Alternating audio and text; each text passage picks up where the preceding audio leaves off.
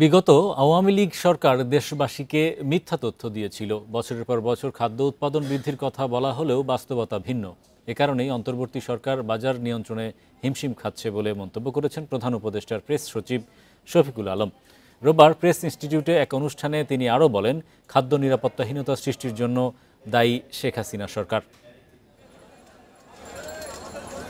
নিত্যপণ্যের বাজার নিয়ে অনেকদিন ধরে অস্বস্তি রয়েছে ভোক্তাদের। প্রতিনিয়ত বাড়ছে কোনো না কোনো পণ্যের দাম, আবার বাজার থেকে ভোজ্য তেলের মতোর পণ্য উধাও হয়ে যাওয়ার ঘটনাও ঘটছে। সরকারি হিসাবে গত এক মাসে বাজারে চালের দাম বেড়েছে প্রায় 6%। বড় লোক টাকার বস্তা আছে, তারা ভাঙাইতেছে খাইতেছে, আর আমরা তো দিন এনে দিন খাইতেছি। এখন 1 কেজি চাল কিনতে গেলে এই যে রাস্তায় ফুটপাত উড়াই দিছে। ইনকাম তো আর বাড়ে নাই, ইনকাম তো আর ইনকামের থেকে বাজারের দাম বেশি। অন্তর্বর্তীকালীন সরকারের কাছে জনপ্রত্যাশা থাকলেও কেন বাজার নিয়ন্ত্রণে আসছে না? সাংবাদিকদের এমন প্রশ্নের উত্তরে প্রধান উপদেষ্টা প্রেস সচিব জানান, শেখ হাসিনা সরকারের মিথ্যা উৎপাদন তথ্য খাদ্যের দাম বাড়াতে ভূমিকা রেখেছিল। গত বছর অতিরিক্ত চাল উৎপাদনের দাবি করা সত্ত্বেও 1.25 কোটি টন চাল আমদানি করা হয়েছিল। আলুর ক্ষেত্রেও সঠিক তথ্য দেয়নি বিগত সরকার।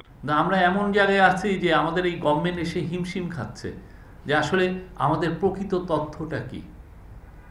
আপনি একটা চুরির ইকোনমিক্স তৈরি করলেন, সব কিছু চুরি। আপনি তো একটা লোক পকেটে আপনি টাকা পয়সা চুরি করছেন একটা জিনিস, আপনি তথ্য চুরি করেছেন।